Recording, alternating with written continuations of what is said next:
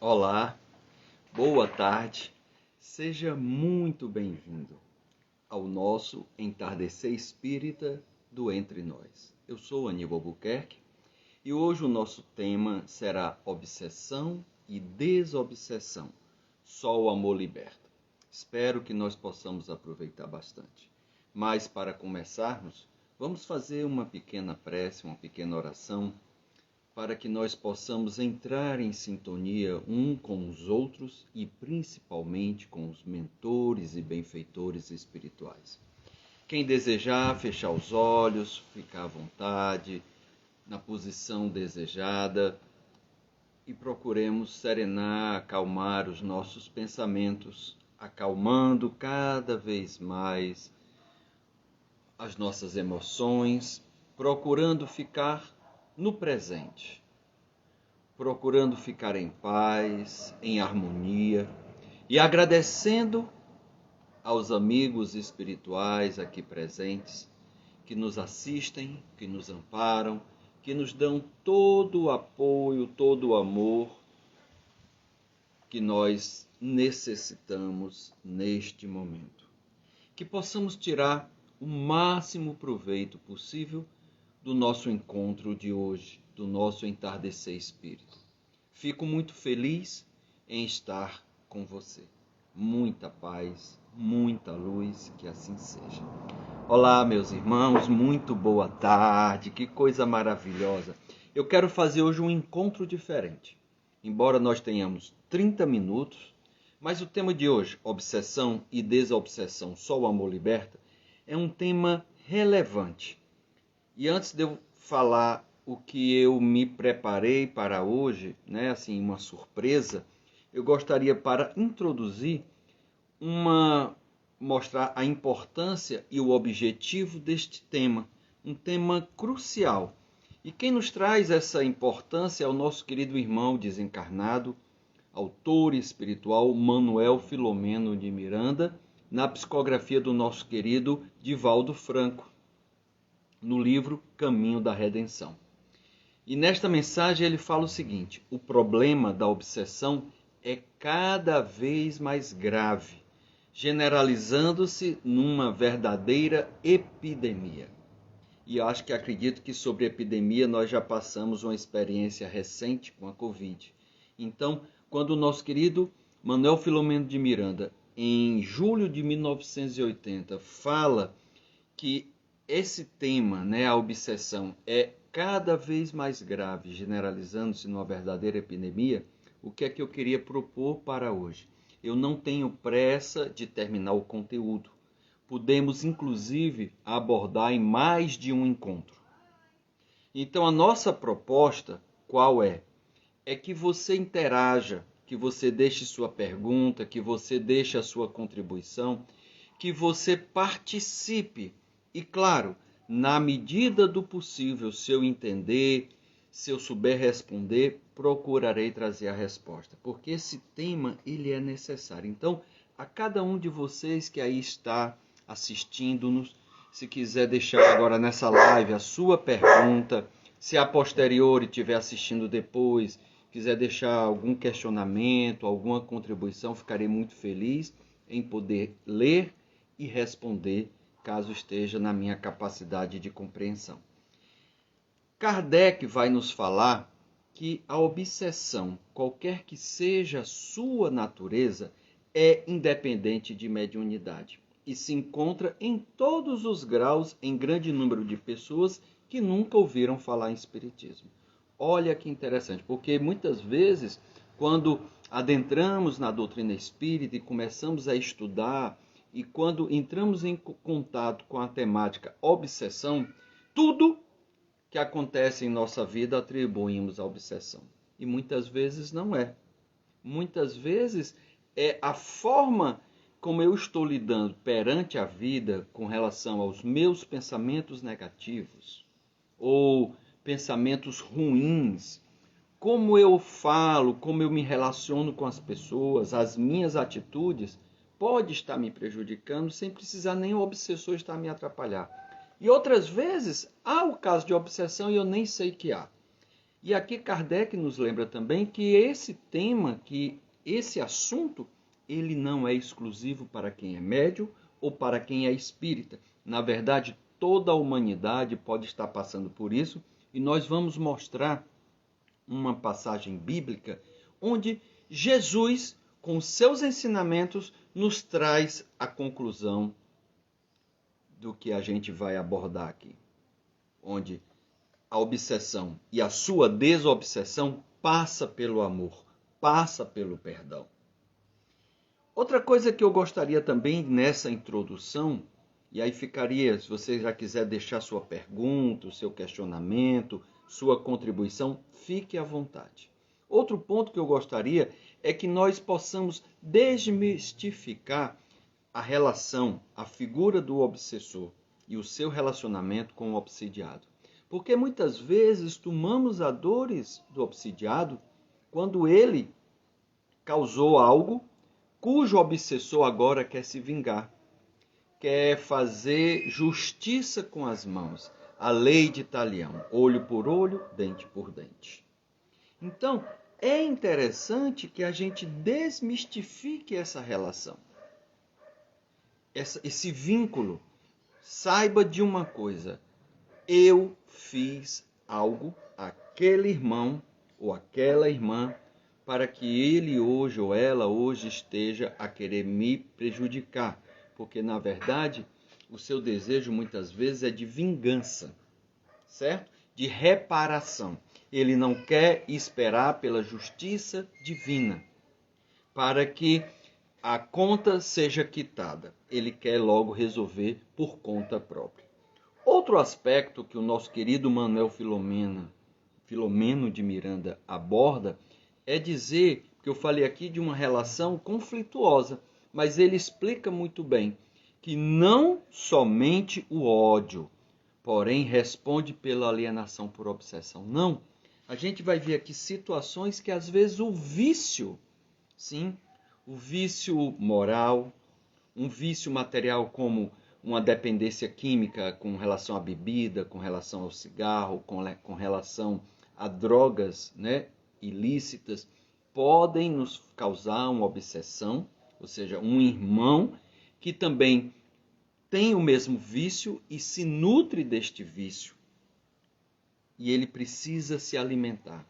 E ele se alimenta perante a minha companhia, muitas vezes me sugerindo, influenciando para que eu me alimente e com isso eu alimente-o. Isso nós chamamos de vampirismo ou viciações, né? Que eu alimente-o. Inclusive eu abordei essa temática há umas 3 semanas, está aí gravada no IGTV ou no YouTube, você também pode ver esse tema, ou no Spotify, cujo título foi Vampirismo e Viciações. E aí, é interessante, lembra que há pouco eu falei que Jesus abordou a terapêutica, né? Não agora eu vou falar sobre isso, mas Jesus abordou a terapêutica para a desobsessão no amor.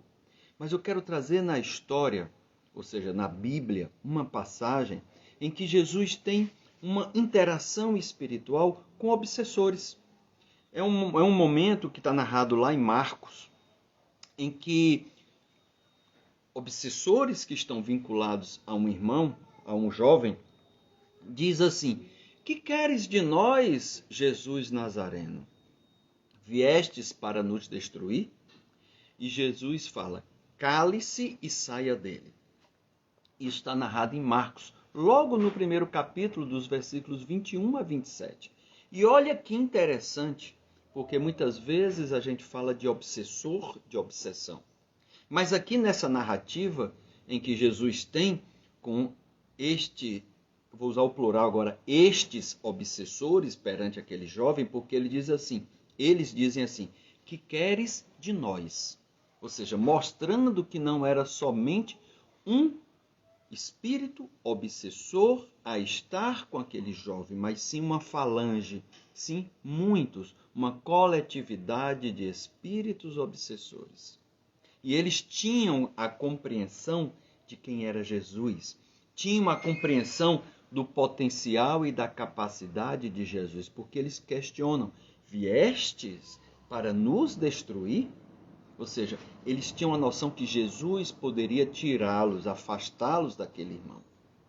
E aí Jesus, com a sua autoridade moral, né, pede que eles se calem e saiam do jovem. E é isso que acontece. O jovem, inclusive, é jogado no chão, porque é um movimento muito brusco, porque eles tinham domínio sobre aquele jovem. Olha que interessante. Então, na nossa narrativa, eu preciso trazer esse vínculo, essa relação do obsessor com o obsidiado, para que nós tenhamos uma compreensão mais clara, mais consciente e, principalmente, não esperar somente que os outros me ajudem por meio de uma prece, por meio de uma reunião mediúnica, por meio de um diálogo, mas sim que eu possa, compreendendo esta relação, este vínculo, me libertar, compreender a dor daquele irmão e trabalhar o perdão nele. E aí é interessante, porque Jesus, em Mateus, nos traz uma lição, um ensinamento de como nós devemos nos portar, devemos nos comportar para que não tenhamos obsessores contra nós. Ou seja, que não sejamos o algoz perante alguém encarnado ou desencarnado e com isso ele tenha, alimente o desejo da justiça, da cobrança, da reparação. Olha que interessante. Lá em Mateus, capítulo 5, versículos 23 e 24, Jesus assim ensina aquelas pessoas, dizendo desta forma: se você estiver apresentando a sua oferta diante do altar e ali você só se lembrar de que seu irmão tem algo contra você, deixa a tua oferta ali diante do altar, ou seja, não coloca dentro do ofertório. E vai primeiro se reconciliar com teu irmão e depois volta e apresenta a sua oferta. Continua Jesus na narrativa de Mateus, já no capítulo 25 e 26. Ele pede que você se reconcilie o mais depressa possível com o teu adversário, com o seu inimigo, com aquele que tem algo contra você, enquanto você está no mesmo caminho com ele, ou seja, estão encarnados. Porque quando ele estiver desencarnado, ele tem mais liberdade de nos cobrar a falta que lhe fizermos. Por isso que Jesus vem falar do perdão das ofensas. E de que adianta eu ofertar algo, ou seja, algo de coração limpo, de coração puro, se eu me lembro que alguém tem raiva contra a minha pessoa. É mais importante que eu possa me reconciliar.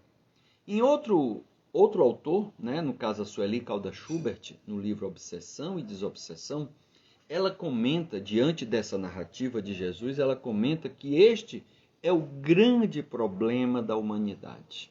O confronto entre quem deve e aquele que se julga no direito de cobrar. Então, muitas vezes, se hoje eu acho que sou vítima, na verdade, é o obsessor que foi minha vítima no passado. E hoje ele está alimentando o desejo de vingança. Por isso que muitas vezes, na maioria das vezes, o obsessor não é um estranho meu. Muitas das vezes, ele ou ela tinha uma relação muito próxima. Por exemplo, foi meu esposo na vida passada, foi minha esposa e por um problema ou rompi a relação, traí, um sócio. Às vezes irmãos que se sentem magoados porque o outro lhe enrolou, lhe ludibriou, ficou com a parte da herança que não lhe cabia. Amigos que por uma circunstância da vida se desentenderam e nesse desentendimento o outro não ficou bem, esperando o meu perdão e eu não o perdoei e agora ele quer me cobrar.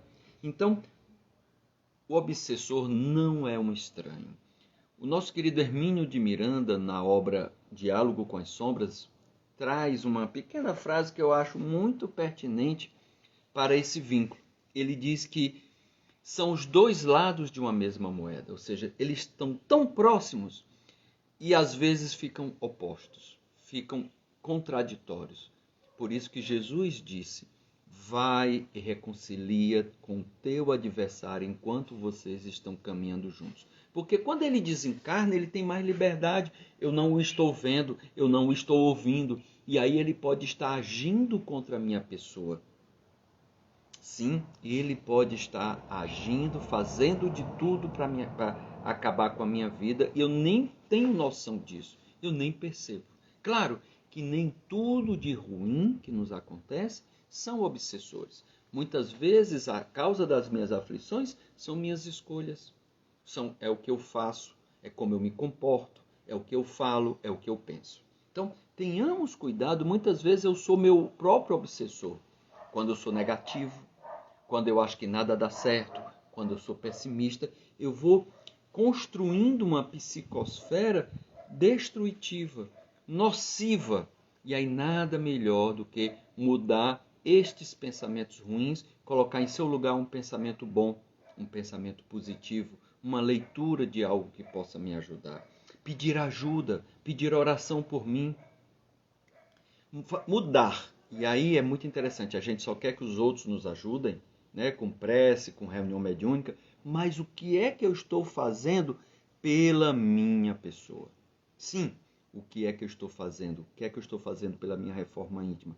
Será que eu tenho consciência do mal que eu estou causando à própria pessoa, a mim mesmo? Será que eu tenho consciência disso? Aonde eu preciso melhorar? Aonde eu posso mudar?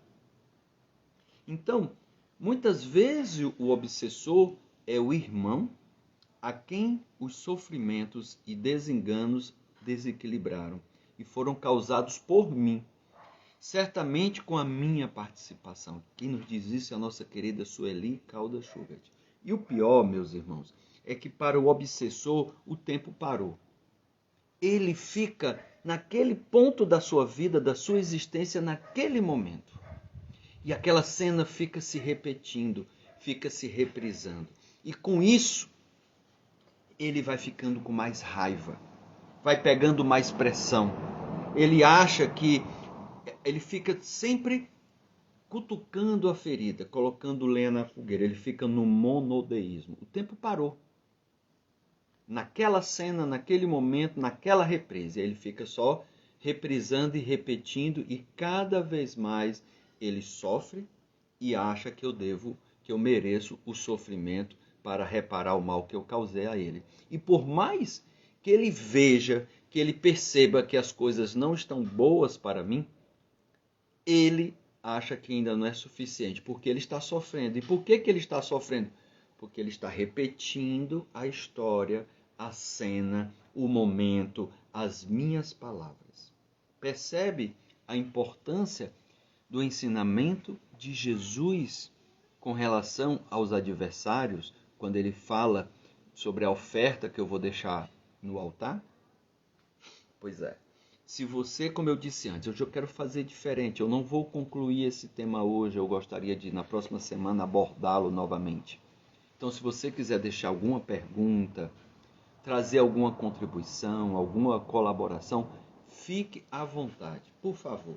Hoje eu quero fazer algo que seja com calma, didático, que faça com que nós pensemos sobre o tema, como eu posso fazer para me sair, para me libertar, o que é que eu posso, onde eu posso melhorar, para que as coisas nessa relação obsessão e desobsessão, o amor possa prevalecer, o perdão possa prevalecer.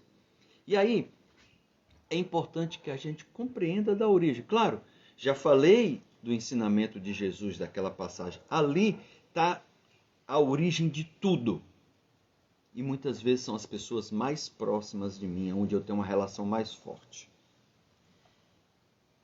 Nos fala, de novo, a Sueli Caldas Schubert, fala assim: estamos todos nós encarnados, agindo sob a influência de entidades espirituais que se afinam com o meu modo de pensar e de ser. Ou em cujas faixas vibratórias respiramos.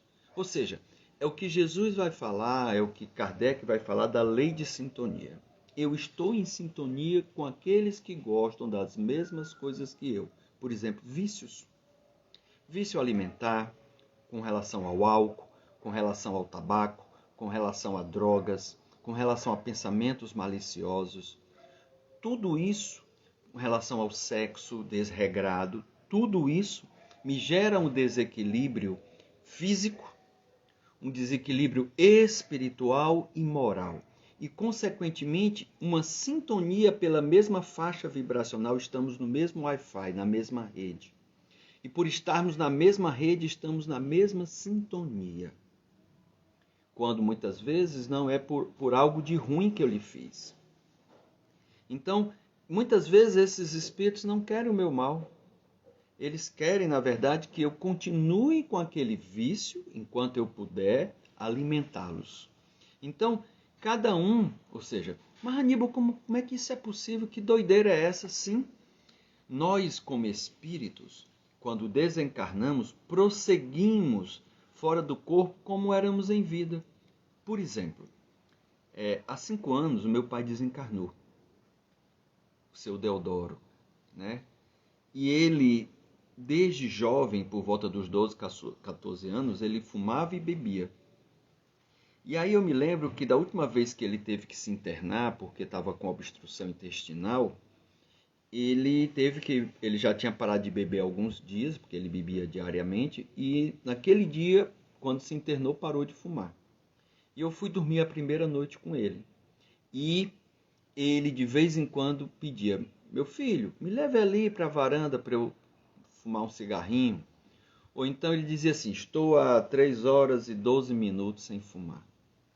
Aí daqui a pouco, estou há 3 horas e 25 minutos sem fumar. Ou então, quando ele estava cochilando, eu pegava, né? E ele pegava o torçal do soro e fazia assim, tipo pitando um cigarro. Falei: pai, aí quando ele acordava, que é isso? Pois é, pai. Ah, meu filho, eu estou precisando fumar, eu estou precisando tragar um cigarro. Deixa eu ir ali para a varanda. E eu pensei assim: meu Deus do céu, vai ser a noite toda assim, a gente não vai conseguir dormir, porque a cada vez o tempo vai passando e ele tem a necessidade química. Mas também, ao redor dele, tem irmãos, que eu posso chamar de obsessores, porque eles têm uma ideia fixa, que é fumar, e já são companheiros de vício dele. E aí ficam influenciando: vamos fumar uma, vamos tragar uma. E aí aquilo, existe a dependência dele, mas essa dependência química dele é ampliada pelo desejo dos espíritos que estão no entorno dele. Eu fiz uma prece por ele e pelos que estavam no entorno, pedindo que a espiritualidade amiga viesse em auxílio para ele e para esses irmãos, acolhendo-os, encaminhando-os para tratamento e, junto ao meu pai, construísse um campo vibracional de proteção para que ele diminuísse o seu apetite, o seu desejo pelo fumo, mas também, ao desejar, os seus pensamentos, a sua emanação, né, pelos pensamentos, não chegasse na sintonia com irmãos viciados e ampliasse. Meus queridos, passamos a noite toda, ele dormiu a noite toda, só acordou poucas vezes para ir ao banheiro, porque ele estava recebendo soro.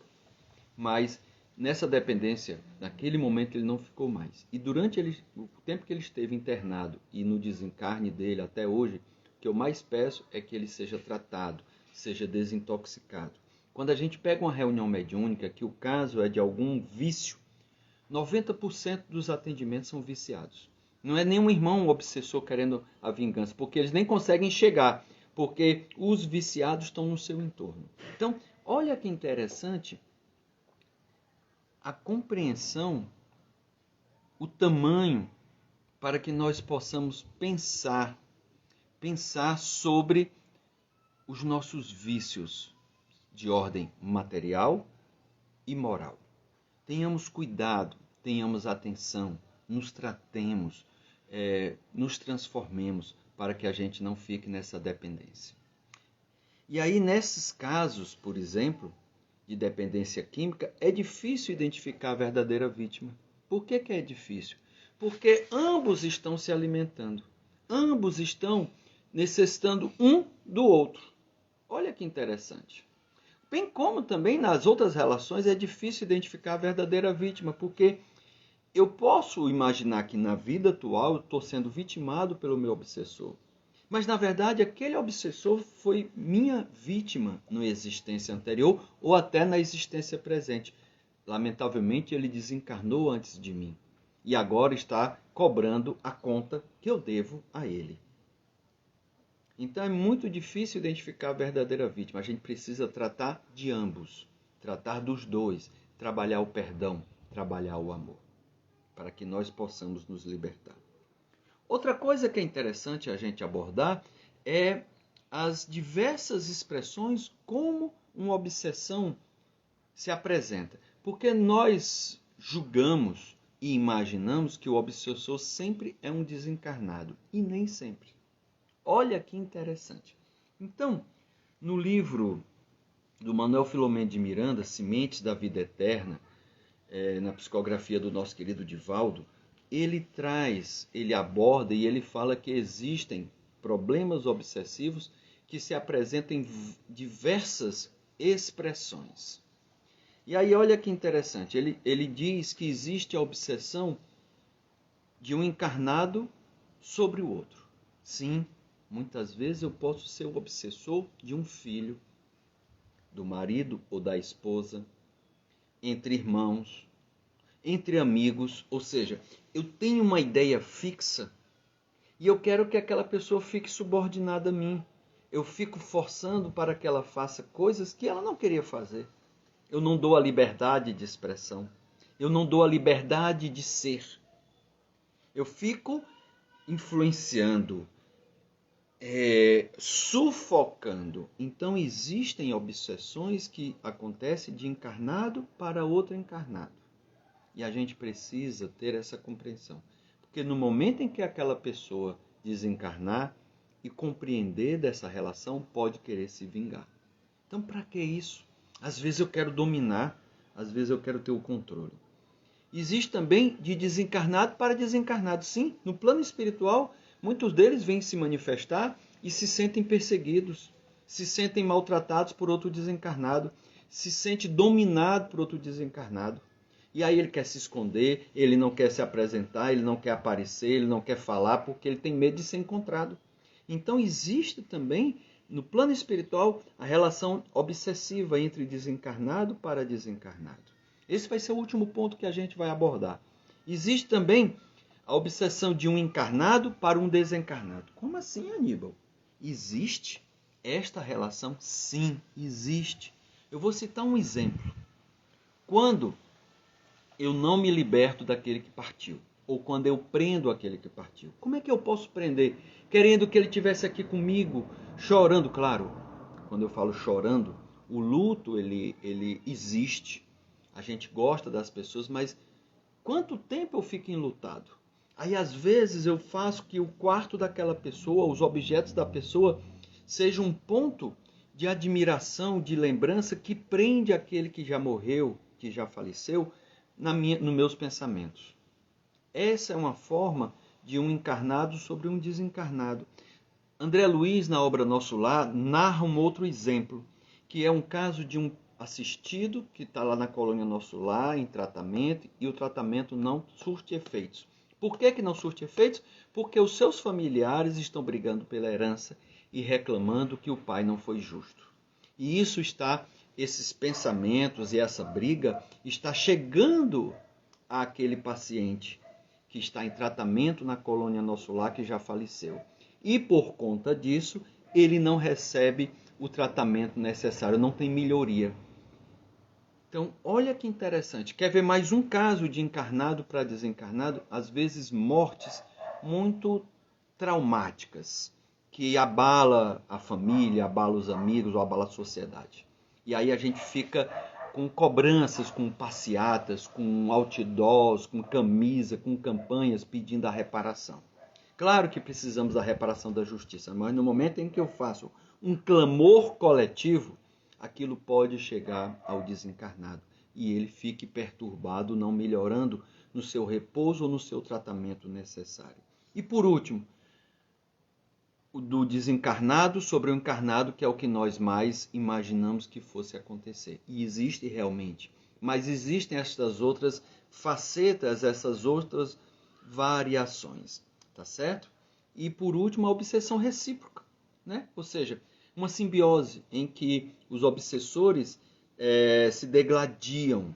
E às vezes isso é tão sério, eu vou parar por aqui, mas isso é tão sério que o rompimento de forma abrupta, é prejudicial para ambos. Tem que ser tratado aos poucos essa separação, porque essa simbiose já acontece há muito tempo.